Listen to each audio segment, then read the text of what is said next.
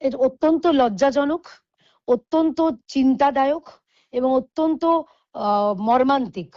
কারণ যারা ওই আন্দোলন কালকে সামিল হয়েছিল তাদের মধ্যে আসল কতজন নিট ছাত্রছাত্রী রয়েছেন আমার সন্দেহ আছে।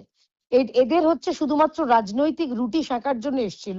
প্রতিবাদ করতেই পারে, প্রতিবাদ করা গণতান্ত্রিক অধিকার রয়েছে সবার, কিন্তু প্রতিবাদের নামে অসভ্যতামি এবং সাংবাদিকদের নিগ্রহ, এটা হচ্ছে একেবারে মানে তৃণমূল কংগ্রেস এবং কংগ্রেসি কালচার, এবং অবশ্যই তাদের যোগ্য সঙ্গী ফিশ ফ্রাই বামপন্থীদের কালচার। এটা মর্মান্তিক।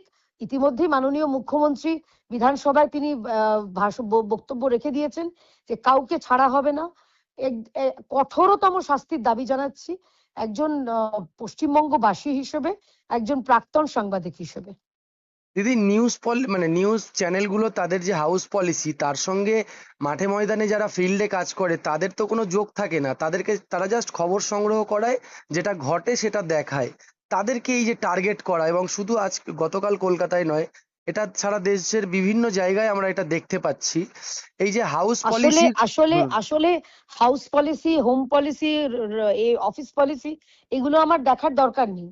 আমার একটাই ব্যাপার যে সাংবাদিকরা যারা মাঠে ঘাটে রোদে জলে ঝড়ে বৃষ্টিতে আমাদের সামনে সারা দেশের খবর তুলে ধরেন, তাদের কি দোষ? তাদের ওপর নিগ্রহ করা, এবং গতকাল আমরা যেটা দেখেছি মহিলাদের উপর যেভাবে অত্যাচার করা হয়েছে বা নিগ্রহ করা হয়েছে, এটা রাজ্যের মানে মানুষের কাছে এটা একটা অত্যন্ত লজ্জার বিষয়। পশ্চিমবঙ্গ এই কালচারের এতদিন দেখেছি, কিন্তু তারা ভুলে যাচ্ছেন যারা এগুলো করেছেন যে এটা এখন ভারতীয় জনতা পার্টির সরকার। কোনো এরকম বাদরামি বরদাস্ত করা হবে না। এবং আমি অনুরোধ করব যারা প্রেস ক্লাবে বসে আছেন, যারা এতদিন মুখ্যমন্ত্রীর মানে প্রাক্তন মুখ্যমন্ত্রীর সঙ্গে ওই ফ্রন্ট জগিং ব্যাক জগিং করতেন, তারা চুপ কেন? তারা কোন শীত ঘুমে ঘুমিয়েছেন? তারা কেন একটা প্রেস ক্লাব থেকে এখনো পর্যন্ত একটা বার্তা আসেনি যে আমরা নিন্দা জানাচ্ছি?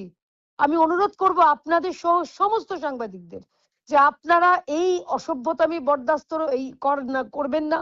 আপনারা নিজেরা আওয়াজ তুলুন।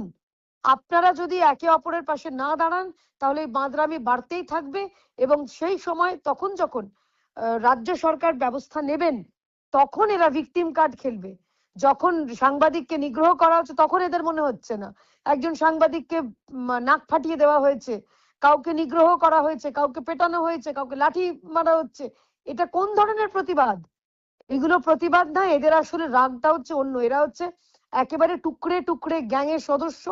তাদের রাগ যে দেশে এনডিএ সরকার সুন্দরভাবে সুচারুভাবে পরবর্তীকালে নিট পরীক্ষা রেকর্ড টাইমে সংগঠিত করে সে রেজাল্ট বেরিয়ে গেছে, এতজন গ্রেপ্তার হয়েছে, এবং মাননীয় প্রধানমন্ত্রী বলেছেন, দেশের প্রধানমন্ত্রী, যে যে যারা যারা করেছে তাদের বিরুদ্ধে আরো ফাস্ট ট্র্যাক কোর্ট করে তাদের বিচার ব্যবস্থা করা হবে, শাস্তি ব্যবস্থা করা হবে।